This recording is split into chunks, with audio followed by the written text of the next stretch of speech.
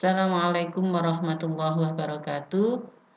Materi kita kali ini anak-anak, Islam memberikan kemudahan melalui sholat jamak dan qashar.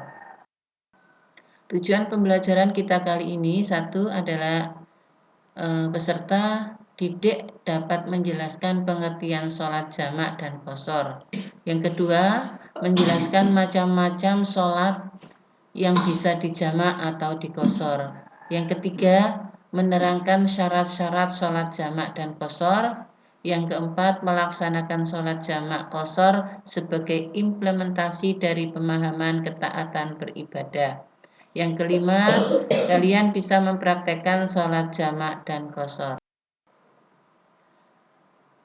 Menjelaskan pengertian sholat jamak dan qashar.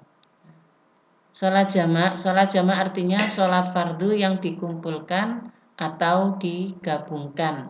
Maksudnya adalah sholat jamak yang menggabungkan dua sholat fardu dan mengerjakannya dalam satu waktu. Kemudian sholat qashar. Sholat qashar adalah sholat fardu yang diringkas dari 4 rakaat menjadi 2 rakaat. Intinya anak-anak, kalau sholat jamak itu adalah pada waktunya, kalau untuk sholat qashar itu pada rakaatnya. Dasar hukum sholat jamak dan qashar. Sholat jamak dasarnya. An Anasin radhiyallahu anhu qala kana Nabi sallallahu alaihi wasallam idza arada an yajma'a bainas sholataini fi syafari akhra dhuhra hatta yadkhula awwala waqtil asri summa yajma'uhu bainahuma, rawahu Muslim. Yang artinya, apabila Nabi Muhammad sallallahu alaihi wasallam hendak menjamak antara dua sholat ketika dalam perjalanan, beliau mengakhirkan sholat zuhur sehingga awal waktu asar, kemudian beliau menjamak antara keduanya. Hadis riwayat Muslim. Sekarang dasar hukum sholat qashar. Itu A'udzubillahi minasyaitonirrajim. Bismillahirrahmanirrahim. Wa idza darabtum fil ardi falaisa 'alaikum junahu an taksuru minas sholati in khiftum an yaftinakumul ladzina kafaru innal kafirina kanu lakum aduwwan mubina.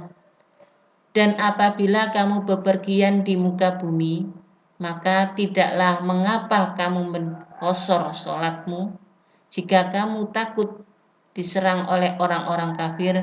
Sesungguhnya orang-orang kafir itu adalah musuh yang nyata bagimu. Al-Quran Surat An-Nisa ayat 110.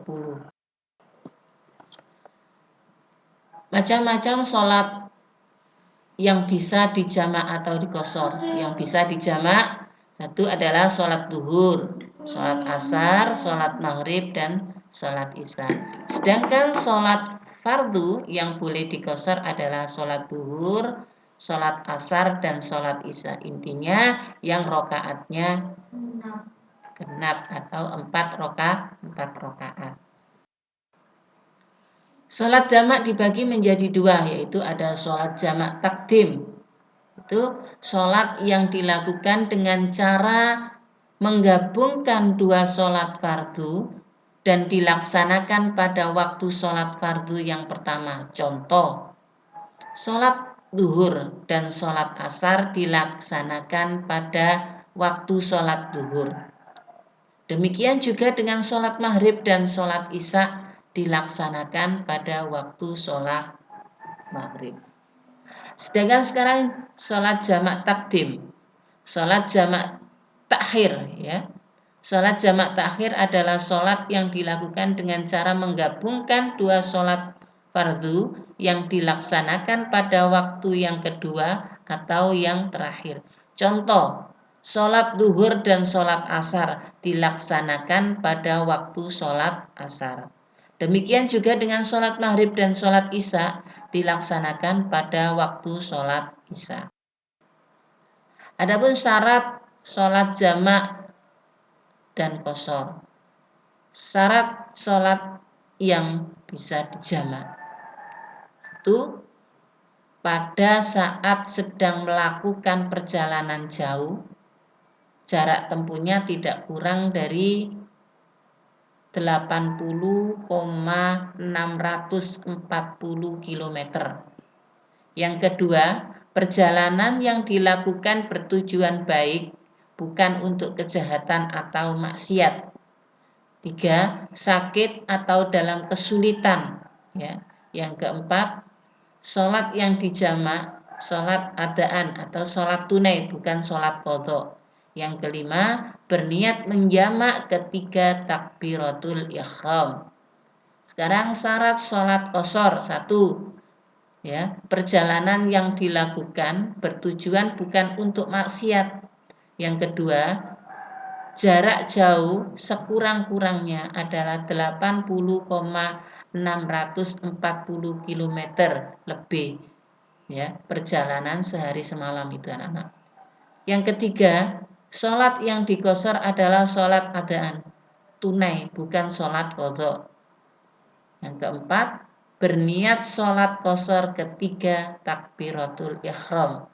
Cara melaksanakan sholat qashar adalah sholat yang dikerjakan yang semula 4 rakaat menjadi 2 rakaat. Pelaksanaannya seperti melaksanakan sholat 2 rakaat pada umumnya. Itu sangat mudah, bukan?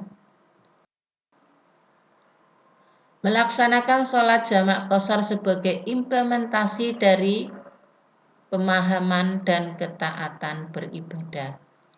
Ya. Sholat bagi seorang muslim adalah hal yang penting melebihi apapun. Sampai Rasulullah SAW ketika menjelang wafatnya berpesan agar umatnya tidak meninggalkan sholat dalam keadaan apapun. Sholat adalah tiang agama. Siapa yang mendirikan sholat, ia mendirikan agama. Siapa yang meninggalkan sholat, ia telah merobohkan agama. Bagaimana jika kita sedang dalam kondisi repot dan sempit karena dalam perjalanan atau musafir? Dalam kondisi semacam itu, sholat dapat dilakukan dengan cara yang lebih mudah, yaitu digabungkan dari 2 waktu menjadi 1 waktu atau diringkas dari 4 menjadi 2 rakaat. Alhamdulillah, Allah memberikan kemudahan kepada kita semua. Semoga kita, kesulitan hidup kita yang lain juga selalu diberikan kemudahan.